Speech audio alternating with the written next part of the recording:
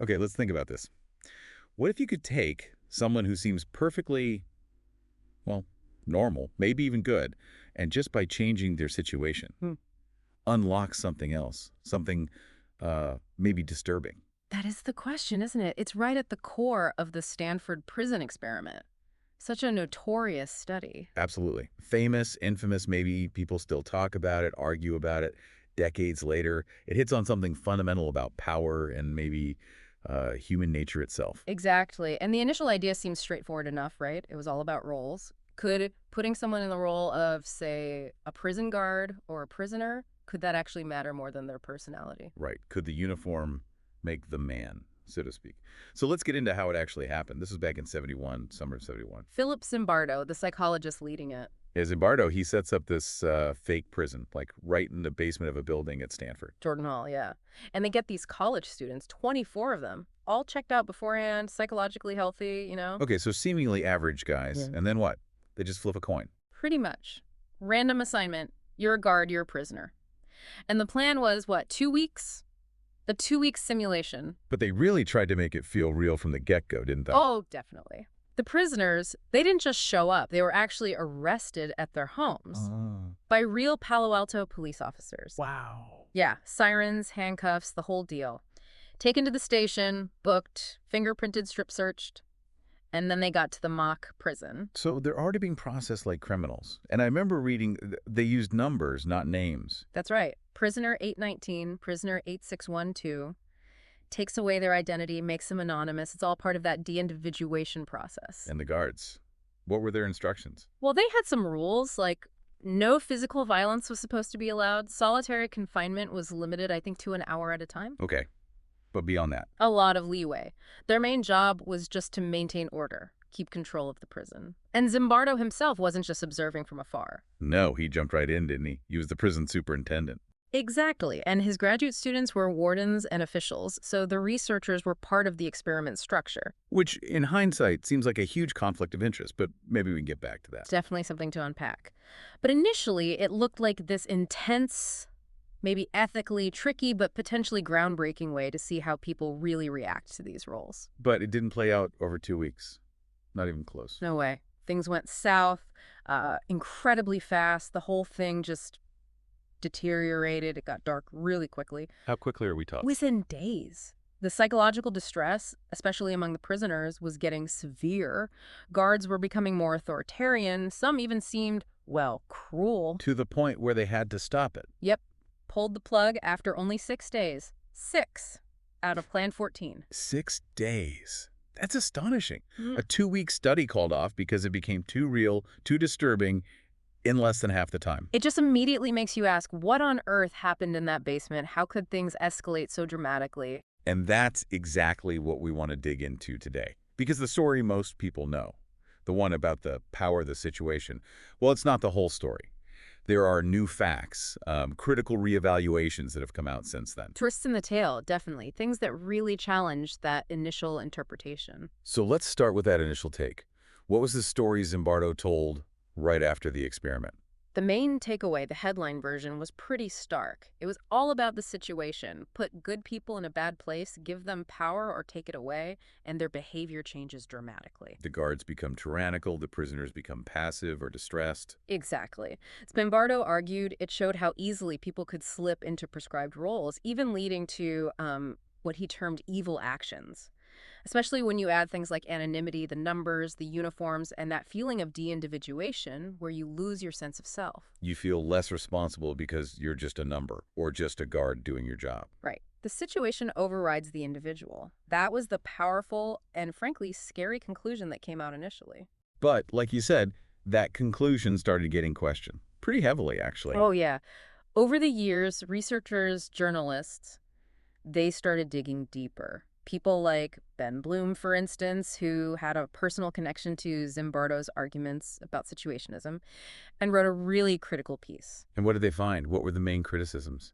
One of the biggest things was this idea of demand characteristics, which basically means, were the participants just naturally acting out roles, or were they figuring out what the researchers wanted them to do and doing that?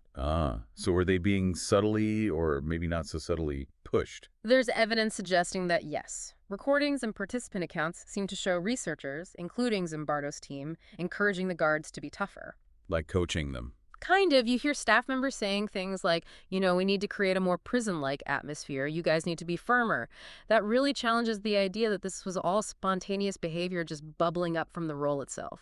If someone's telling you to be tough and you act tough, that's different than just becoming tough because you put on a uniform. Totally different. It suggests external influence was a major factor, not just the environment alone. And wasn't there something about a consultant? Someone who knew about real prisons? Yes, Carlo Prescott. He was their prison consultant, someone who'd actually served time in San Quentin. And this is fascinating. He later revealed that some of the most disturbing tactics the guards used, Like what? like putting bags over the prisoners' heads, making them use buckets for toilets in their cells, those were things he had told the research team about from his own experiences before the experiment even started. Whoa. So the guards didn't necessarily invent these tactics out of the situation? It seems not, or at least not entirely. They might have been implementing ideas that were fed to them, consciously or unconsciously, based on Prescott's input and the researchers' expectations. That really complicates the narrative of ordinary people spontaneously becoming cruel. It sounds more like they were given a script, or at least strong suggestions. It certainly adds layers. It suggests the behavior wasn't just generated purely by the environment, but was shaped by instructions, expectations, and even the consultant's past trauma. And what about the participants themselves? Looking back, how did they describe it? Did all the guards become monsters? Well, no. And that's crucial. Zimbardo himself actually pointed this out even early on. There was a range. Some guards were tough, definitely pushed the boundaries. Others were described as like tough but fair. And some didn't really lean into the power trip at all. Right. There were guards who apparently were uncomfortable with the harshness, who did small favors for the prisoners, who never punished them. So personalities still seem to matter quite a bit. Individual differences didn't just vanish. That variability is key. And one guard, Dave Eshelman, the one often nicknamed John Wayne for his particularly aggressive style. Yeah, he's become quite famous in the retelling. He's talked about it since, hasn't he? Admitted he was kind of performing. He has. He said he felt like he was playing a role, trying to be the kind of guard he thought the researchers wanted.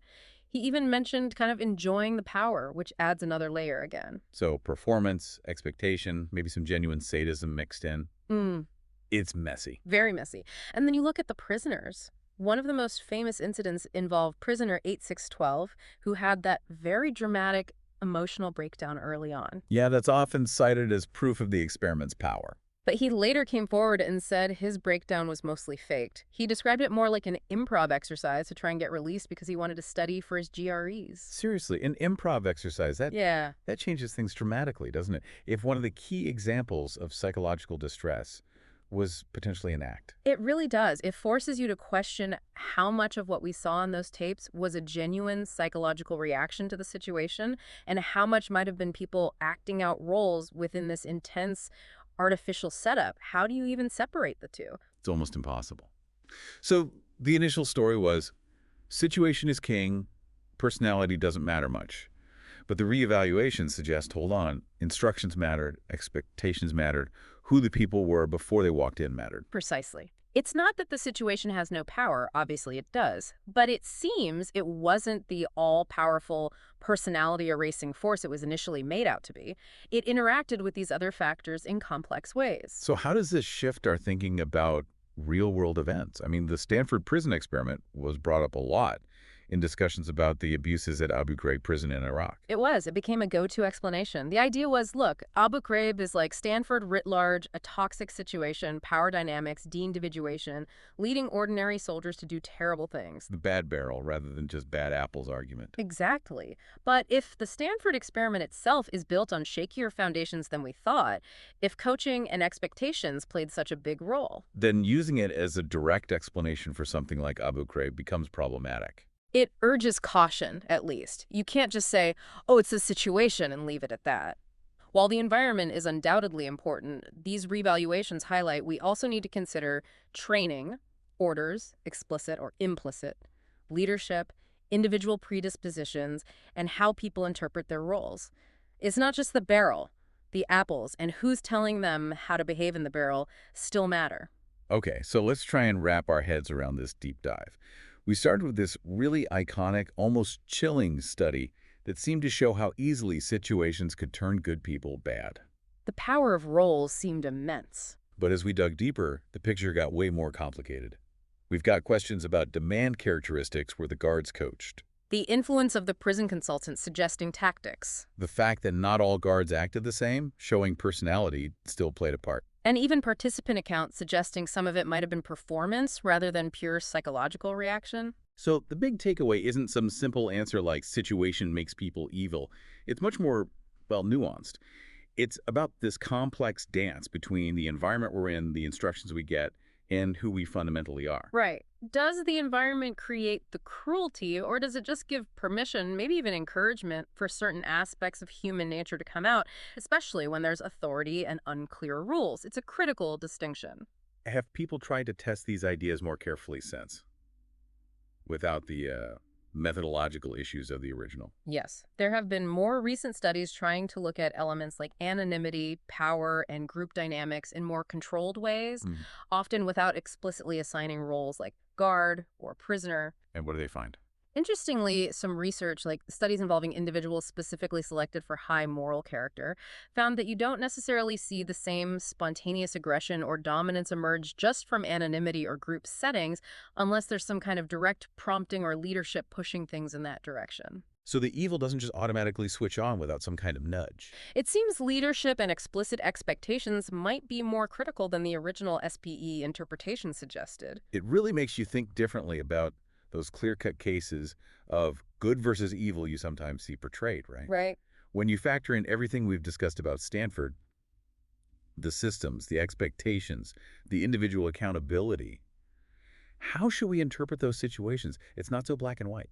Not at all. And maybe the most constructive question to come out of all this, especially knowing how powerfully roles and expectations can shape behavior, even if not absolutely, is this: how can we consciously use that knowledge? How can we apply it to actually build better, more ethical environments Yeah. in our workplaces, schools, communities, everywhere? Instead of just explaining bad behavior after the fact, how do we proactively design situations that encourage the better aspects of our nature? Exactly. That feels like the real challenge, moving beyond just debating what Stanford meant and thinking about what we can build going forward.